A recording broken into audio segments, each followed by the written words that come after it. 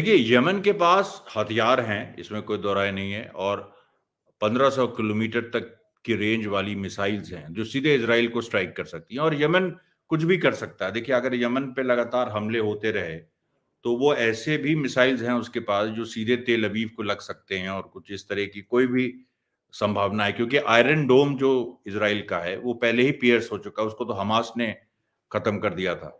अभी भी जो आयरन डोम है, वो कई बार उसको हिज़बुल्लाह ने भी उसको फ़ेल किया है।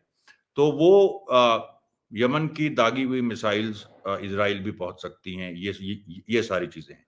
लेकिन ये लोग जो हैं, इज़राइल और अमेरिका, दरअसल इनको कंट्रोल एक पावरफुल लॉबी करती है, जिसको हम मिलिट्री इंडस्ट्रियल कॉम्प्लेक्स कहेंगे, जिनको हम एक बड़े-बड़े जो इंटरनेशनल फाइनेंस कैपिटलिज़्म के जो फोर्सेस हैं, जो बड़े-बड़े यहाँ पर जो पूँजी कंट्रोल करते हैं पूरी, तो ये लोग तैयार हैं कि भई अगर अब इनके भी अगर सिटिज़न्स मारे गए, अब इराक में इतने अमेरिकन सोल्जर्स मारे गए, अफ़गानिस्तान में मारे गए, अफ़गानिस्तान में इनको पूरी तरह से हार मिली, इराक में भी अल्टीमेटली ईरान ही जीता। आईसिस खड़ा हो गया, उसके बाद ये हुआ कि आईसिस अमेरिका ने बनाया, ईरान लड़ा आईसिस के खिलाफ और एक्चुअली आईसिस को ईरान ने हराया।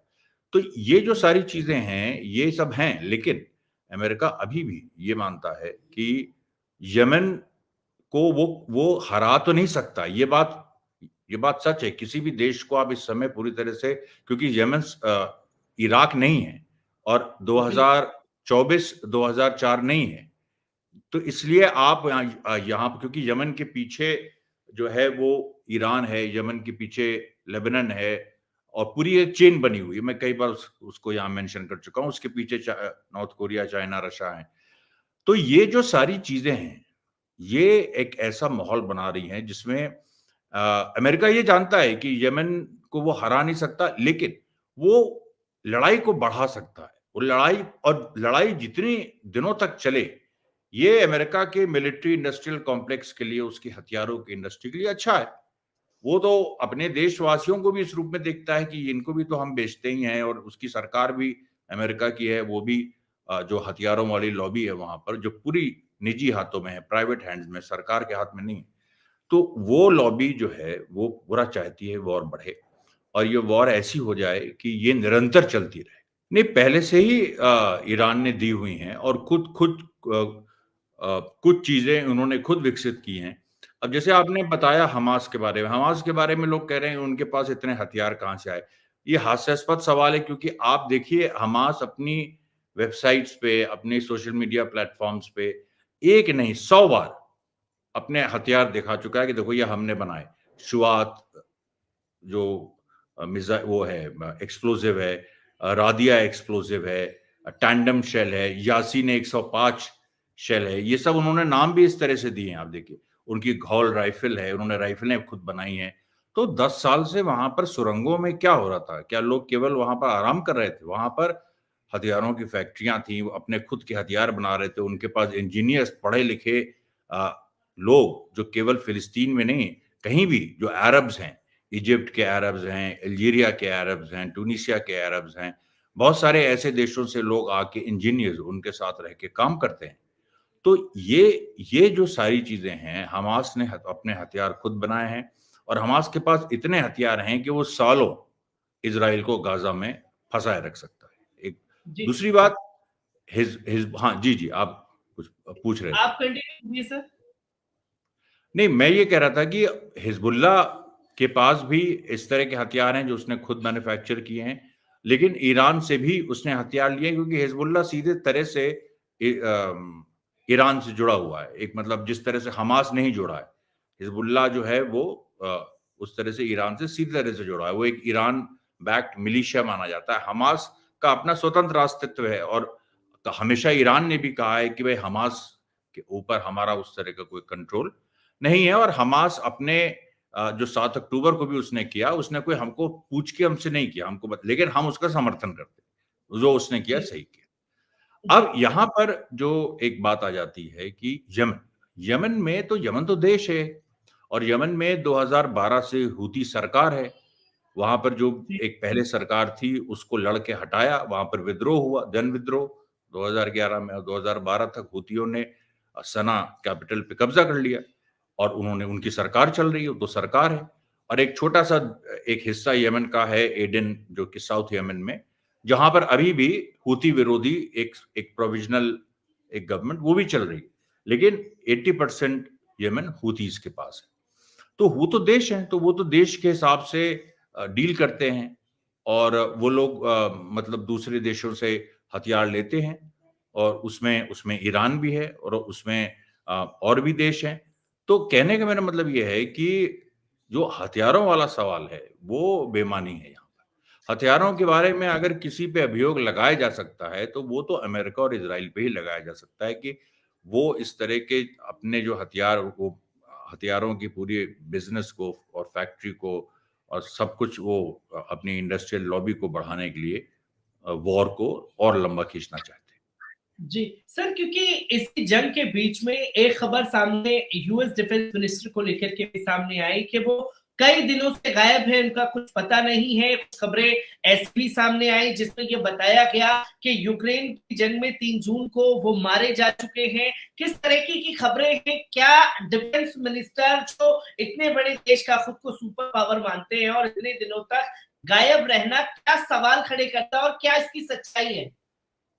नहीं, इस पे देखिए कोई यूट्यूब में भी कुछ लोगों ने वीडियोज़ बनाए हैं और यूक्रेन में थी वो ये उनकी बात हो रही है मिस्टर लॉयड की, जो लॉयड जी, उनका नाम। जी, जी, तो जी। वो देखिए हमने जो अभी तक छानबीन की है, तो रशा ने ये क्लेम नहीं किया है कि उसने मार दिया और ये बात अमेरिका ने भी एक्सेप्ट नहीं की है। बाकी इस तरह के भी तथ्य आए हैं कि 3 जनवरी को जो ये शख्स हैं, ये तो अमेरिका में किसी अपनी बीमारी का इलाज करा रहे थे और उसके कई प्रूफ लोगों ने दिए। अभी ये कोई कन्फर्म बात नहीं है, लेकिन देखिए दोनों तरफ ये चीज़ है, ये एक दुधारी तलवार है मतलब कुछ भी इसमें फाइनली कहना अभी मैं उस स्थिति में नहीं हूँ क्योंकि इस तरह के फैक्ट्स अभी सामने नहीं आए हैं। लेकिन ये चीज़ संभव ये मतलब एक संभावना है, लेकिन वो संभावना नहीं भी हो सकती है क्योंकि जिस यूक्रेनियन जनरल को बताया गया कि उनके साथ थे उस दिन अ, उनकी मौत हुई, उनके साथ किसी और की मौत हुई है, ये बात अभी तक सामने नहीं आ पाई। जी। ये तस्वीर क्योंकि सामने नहीं आ पाई है सर, क्योंकि अब बात की जाए 100 दिन जंग के हो चुके हैं और इन 100 दिनों में गाजा को जो नुकसान हुआ वो दुनिया के सामने है। और वला न्यूज जो खासतौर पर इजराइल की वेबसाइट है उसने ये दावा किया पहले जो 4 या जनवरी को उन्होंने दावा किया था कि 20,000 के आसपास सैनिक जो है वो अपाहिज है और अब आज ही उन्होंने खुलासा किया कि 30,000 के आसपास सैनिक जो हैं वो अपाहिज हो चुके हैं पूरी तरीके से। इस 100 दिनों में इजराइल को कितना नुकसान हुआ है और गाजा में हमास का कितना नुकसान हुआ है? नहीं, देखिए अभी इन 100 दिनों में जो अगर शुद्ध लड़ाई की बात करें, फिलिस्तीनियों को तो बहुत नुकसान हुआ है, सिविलियन इतने मारे गए हैं। जी, अगर शुद्ध लड़ाई की बात करें, योद्धाओं की बात करें, तो हमास 20 है और इज़राइल 15 या 16 है। मतलब ये जो रेशियो है। हिजबुल्लाह ने उधर क्लेम किया है कि 2000 इज़राइलियों को उसने मारा है। 8 जनवरी से लेके 8 अक्टूबर से लेके करीब 7 जनवरी तक 2000 उसने इज़राइली सैनिक मारे और भी जो सारा नुकसान इज़राइल का किया, उसने पब्लिश किया। हमास ने भी इस बात को क्लेम किया था, यह्या सिनवार ने आज से 2 हफ्ते पहले की बात है, जब उन्होंने इस बात को कहा था कि करीब 5000 इज़राइली सैनिकों से हमारी भिड़ंत हुई है और उसमें करीब 2000 इज़राइली सैनिक मारे गए हैं। तो अब ये जो अच्छा उधर ये विकलांगता वाली बात आ गई कि विकलांग जो हैं 20,000 30,000 तो जो इंजरीज हैं इज़राइल एक्सेप्ट कर रहा है कि उसके इंजर्ड तो अभी केवल 2300 कह रहा था, अब शायद 2800 कह रहा है। कभी एक एक क्लैरिटी नहीं आती, कोई क्लियर पिक्चर आप कहीं भी ढूँढिए तो इज़राइल की जो ऑफिशियल सरकार है वो नहीं बताती। तो ये ऐसी स्थिति में जो 100 दिन की जंग है, उसमें बेहिचक ये कहना ज़रूरी है कि अभी तक हमास का पलड़ा भारी है। नहीं देखिए, कतार ने कुछ अपनी एयर स्पेस दी ऐसा मैंने तो नहीं देखा है अभी तक। यूएई और सऊदी अरेबिया के ऊपर मतलब यूएई के ऊपर ये एक एक लग रहा है, उसमें भी अभी तक उन्होंने अपनी एयर स्पेस दी है, ऐसा नहीं है। वो लेकिन झुक रहे हैं अमेरिका और इज़राइल की तरफ। ऐसा यमन ने भी अभी मतलब आरोप लगाया है और ईरान ने भी जी, इस बात में यमन का समर्थन किया है। और यमन ने जी, सीधे कह दिया है कि अगर कोई ऐसी स्थिति बनती है जिसमें यूएई या सऊदी अरेबिया, क्योंकि इन दोनों ने मिलकर 2015 में यमन पे हमला किया था और हुती इसको सत्ता से हटाना चाह रहे थे, पूरी जंग चली और अमेरिका ने पूरा सपोर्ट किया सऊदी अरेबिया और यूएई को हुतीस के खिलाफ, और उस जंग में सऊदी अरेबिया और यूएई की हार हुई। तो ये एक बैकग्राउंड है उनका, तो एक जंगी इतिहास है। तो इसलिए उन्होंने यूएई और सऊदी अरेबिया और तमाम ऐसे देशों को वार्न कर दिया है जो इजराइल के पक्ष में, चाहे भीतर ही भीतर हो, सामने ना हो, कि अगर इस तरह से एयर स्ट्राइक्स हुई और हमें जरा सा भी पता लगा कि वो आपने उसमें जरा सी भी मदद की है, तो हम सीधे आप पे हमला करेंगे। ये बिल्कुल क्लियर यमन ने कह दिया है।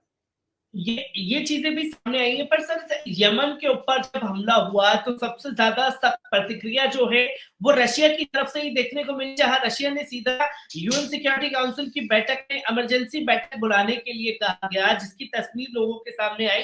तो कैसे देखा जाए, क्या आगे से नहीं आकर के पीछे से खुला समर्थन है रशिया का? नहीं, रशिया का तो देखिए, रशिया और चाइना दोनों का इस लड़ाई में फिलिस्तीन के साथ हैं, वो उन्होंने स्पष्ट कर दिया है। और एक तरह से भारत ने भी किया, लेकिन भारत में क्योंकि एक अजीब सी राजनीति चल रही है, तो उसके बारे में आप सभी लोग जानते हैं। सरकार का एक अलग स्टांस है, जो पार्टी सत्ता में उसका अलग है, वो भी ऑफिशियल नहीं है, अंदर खाते।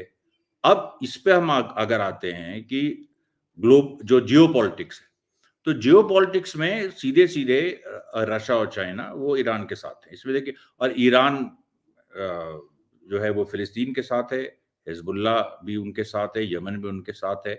और ये दायरा जो एक्सेस ऑफ रेजिस्टेंस हम कह रहे हैं, प्रतिरोध की धुरी, ये इसका दायरा बढ़ता जा रहा है। सर इसी के साथ एक आखिरी सवाल हम आपसे लेना चाहेंगे, क्योंकि ये देखने को तस्वीर मिल रही है कि लाल सागर जो है जंग का नया अखाड़ा बनता जा रहा है, जहां अमेरिका ने पहले से अपने युद्धपोत तैनात कर रखे हैं, ब्रिटेन ने अपने युद्धपोत तैनात कर दिए, फ्रांस की भी खबरें सामने आ रही हैं, वहीं ईरान का युद्धपोत भी वहां मौजूद है, तमाम देशों के युद्धपोत भी वहां तैनात हो रहे हैं।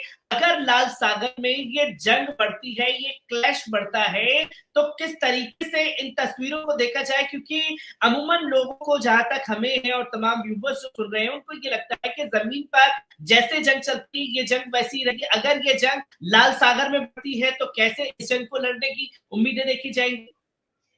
नहीं, देखिए, लाल सागर में जो वॉर होगी वो नेवल वॉरफेयर होगी। तो नेवल वॉरफेयर में मान लीजिए यमन को एक स्थिति इमेजिन करिए कि यमन अगर हार भी जाता है नेवल वॉरफेयर में और अमेरिकन ट्रूप्स यमन में उतर भी जाती हैं, और चलिए ये भी मान लीजिए, जो बहुत दूर की ये कौड़ी है, लेकिन ये भी हम मान लेते हैं कि वो सना से हुतियों का राज भी हटा देती है, लेकिन उसके बाद फिर क्या होगा? उसके बाद गुरिल्ला वॉरफेयर चलेगी। हुती तो वो तो कभी मानेंगे नहीं, तो वो तो उन्होंने अपनी पूरी तैयारी कर रखी है। जब हमास गुरिल्ला वॉरफेयर में, और गुरिल्ला क्या, वो तो बहुत एसिमेट्रिक वॉरफेयर जो हमास कर रहा है, उसने इजराइल को वहां बांध रखा है और एक तरह से हरा रहा है इजराइल को। तो यमन में तो अमेरिकन फोर्सेस का और बुरा हाल होगा। ये तो जब एक बार, बल्कि एक बार ये सना पहुंच जाएं, सना पे कब्जा कर लें, हुतियों की सरकार हटा दें, असली लड़ाई तो उसके बाद शुरू होगी।